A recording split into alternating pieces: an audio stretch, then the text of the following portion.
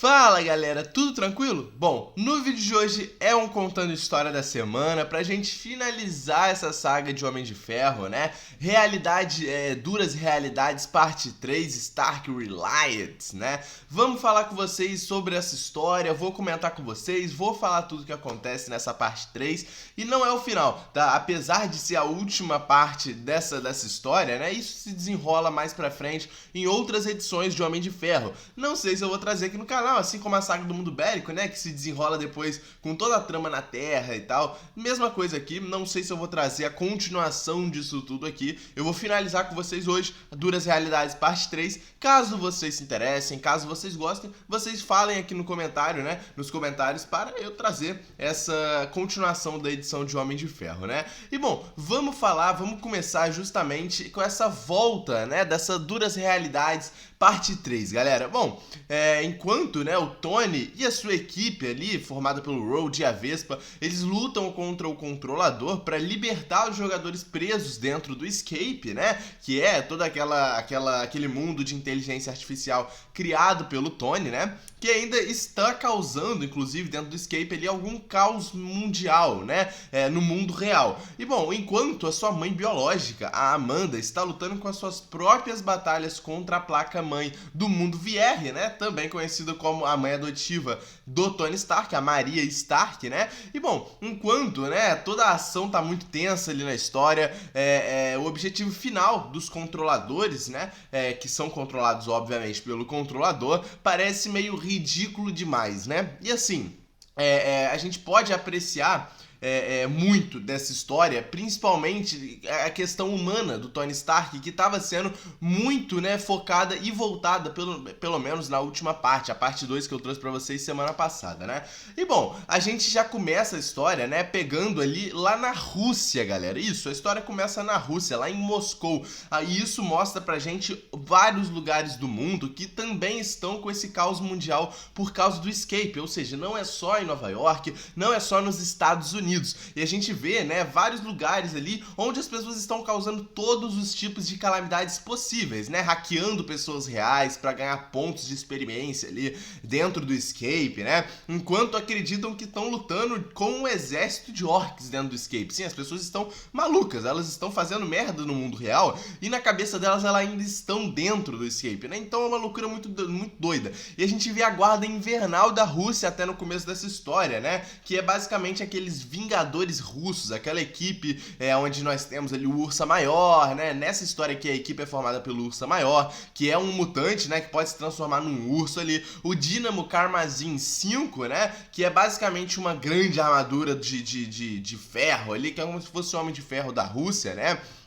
O Darkstar, né, que também é um mutante que pode extrair ali um tipo de dimensão da Dark Force, né, e também, obviamente, o Guardião Vermelho, Nikolai Kryalenko, né, que é o nosso grande Guardião Vermelho. A gente já conhece o Guardião Vermelho, né, e bom, foi até interessante a gente ver alguns desses heróis aparecendo no começo dessa história, até porque, porra, isso prova pra gente que outras medidas protetivas do mundo inteiro estão tentando lidar com o Escape, estão tentando lidar com esse mundo de realidade virtual que o Tony criou e toda essa bagunça que está sendo feita ao redor do mundo, né? E bom, já falando sobre o Tony, sobre o nosso gênio, bilionário, playboy, filantropo, né? A gente corta a história pra ele, o Road e a Janet lá naquela base principal dos controladores que terminou a parte 2 da história, né?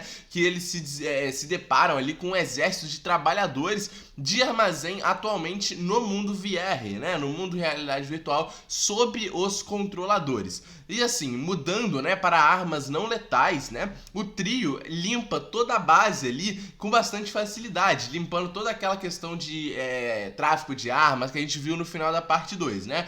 Pois é relatado que os jogadores eles estão fazendo uso de armas Brain Tonics, né, armas que têm ligação com o cérebro no mundo real, tá? E bom, um bom vínculo até que eles conseguiram fazer com essa edição anterior que nós tivemos, sabemos, né? O Tony, então, ele tem a brilhante ideia de usar a sua lógica, né, do videogame para vencer isso, optando por eliminar o próprio controlador e derrotando o chefe, né? A gente pode dizer, e ele ganhará o jogo se ele derrotar o chefe. Então ele vai lidar isso como um jogo. Mas é uma ideia até surpreendentemente, né? Muito interessante, muito boa.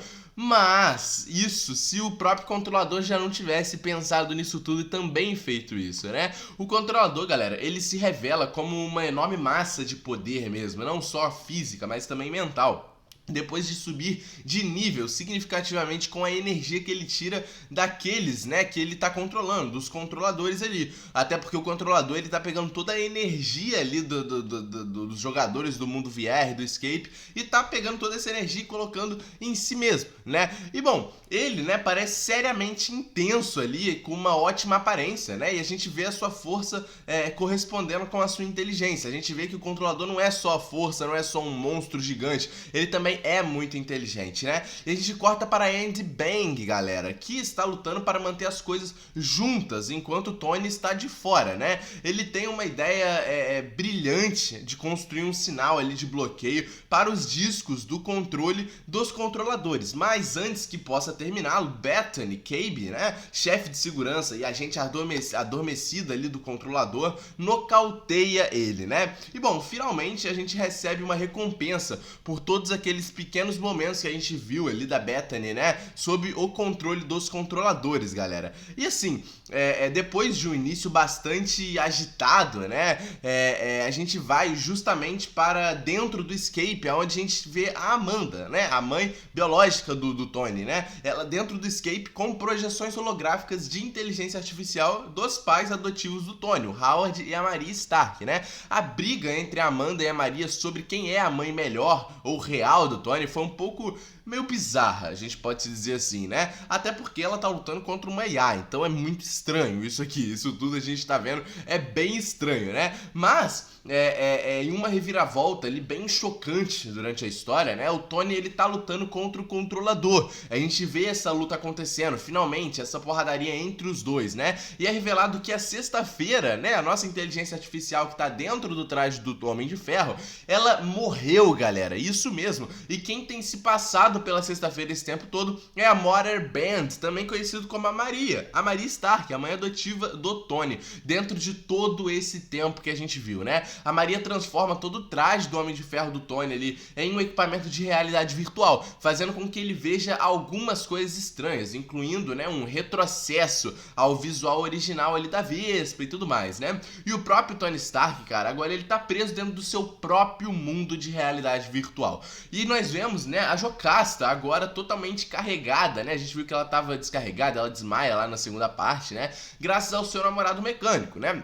Que está ali para derrubar o controlador. A gente vê isso em edições passadas, né? Os problemas, eles terminam quando o Tony, né, entrando em Mother Bands, lá naquela sala de bônus escondida dentro do Escape, em seu próprio traje de aparência retrô, né? E para o horror da Amanda, que tá lá dentro, aceitando, né, uma bebida ali da IA, do Howard Stark, né? Mais uma vez voltando à bebida depois do seu infame arco ali em uma história anterior do Homem de Ferro, né? Essa pode ser a coisa mais assustadora de toda essa questão, né? O Tony voltando para a bebida, o Tony preso ali dentro da inteligência artificial, né? Mas assim, o Tony, ele tá mais uma vez no centro ali da história, né? Mas é praticamente como a gente esperaria, sabe? Ele tá estressado e preocupado, as suas criações estão mais uma vez causando caos e morte em escala global. Então é algo que ele jurou acabar quando ele se tornou, né, um Vingador blindado e tal. As suas costas e quartos ali com Janet Rhodes são mais uma vez brilhantes, né? E a sua pitada de humor que eles colocaram ali no meio também ficou muito interessante, né? A luta dele contra o controlador ajudou, né, a adicionar um pouco ali de alívio cômico também pra história, né? Mas, além do Tony, a gente vê, né, o Rhodes, a Janet, que são basicamente um suporte bastante padrão para o Tony Stark ali dentro dessa batalha contra o controlador, né? A Andy também, novamente, realmente mostra suas proezas técnicas nessa história e tal, apenas para ser nocauteado, basicamente, pelo Bethany Cable, né? Que pode não ser o melhor chefe de segurança, mas tudo bem, né? A Jocasta e o Aaron também têm suas típicas disputas domésticas na história, né? As interações ali com a Maria, o Howard e a Amanda são meio estranhas, mas também foi interessante a gente ver isso tudo, né? E quanto, assim, o vilão dessa história, que é o Controlador, certamente, cara, a gente se aproxima de um vilão muito inicial, sabe? Que ele precisa ser melhor construído nessas próximas histórias que podem acontecer, né? E o seu plano mestre para sequestrar o Escape e transformar a última invenção do Tony contra ele era apenas para que o Controlador pudesse ser roubado de toda a energia que ele consumia, entende? O seu objetivo final era apenas obter poder. Poder físico e poder real, galera. Exatamente. Esses foram os únicos objetivos finais do Controlador em toda essa história. Obter poder. E assim, a gente sabe, né, que o Tony vence ele na luta. O Tony, apesar de agora estar preso ali dentro da sua realidade virtual, do Escape, ele consegue vencer o Controlador e, assim, tá preso.